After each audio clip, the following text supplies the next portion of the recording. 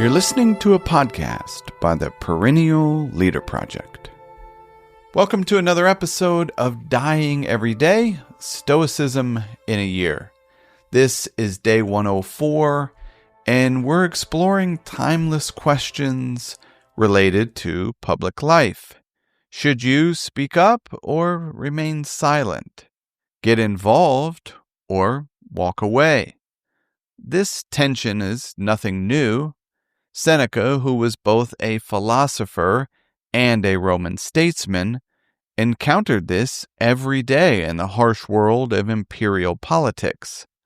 In a letter to his friend Lucilius, he contemplates two prominent schools of thought, Epicureanism and Stoicism, and their perspectives on public life. Quote, "The two schools, Epicurean and Stoic, very strenuously disagree on this question as on others, but in fact, each directs us to leisure, but by different routes. Epicurus says, the sage will not participate in public life unless in exceptional circumstances. Zeno says he will participate in public life unless something prevents him. The former aims for leisure on principle, the latter only on special grounds. But these grounds are wide-ranging. If the state is too diseased to be helped, if it is seized by illness, the sage will not struggle unnecessarily and expend himself to no beneficial purpose." Close quote. And this passage is adapted from a letter known today as On Leisure. To recap, Epicurus says, stay out unless you must.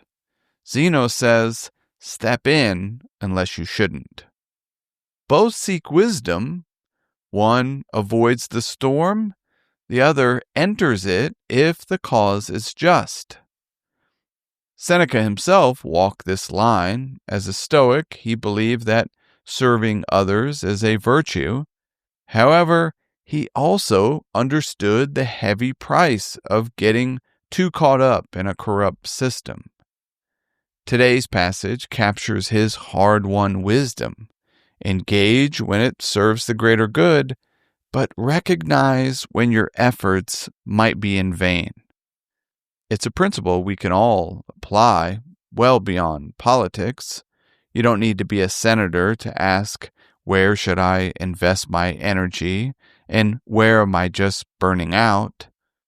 Stoicism doesn't demand endless effort. It calls for wise effort. In a broken system, a toxic workplace, or even a no-win argument, sometimes withdrawal isn't weakness, it's strength. The sage doesn't wear himself out trying to fix what cannot be mended. This isn't indifference, it's discernment. The Stoic sage doesn't retreat by default like the Epicurean, but he doesn't rush in blindly either. He steps forward only when action has a purpose, and steps back when it no longer serves that purpose. Even the bee must know when to tend the hive and when to let it go. As a daily exercise, consider reflecting or journaling about your thoughts on your duties and responsibilities related to public life. You could ask yourself, where in my life am I investing energy with no meaningful return? Or what would it look like to step back, not in defeat, but in clarity? Thank you for listening to Dying Every Day, Stoicism in a Year. I hope you found something useful for daily life. If you enjoy what we're doing here and want to support the project, consider becoming a Perennial Meditations member. And finally, as always, I urge you to put what you heard into practice.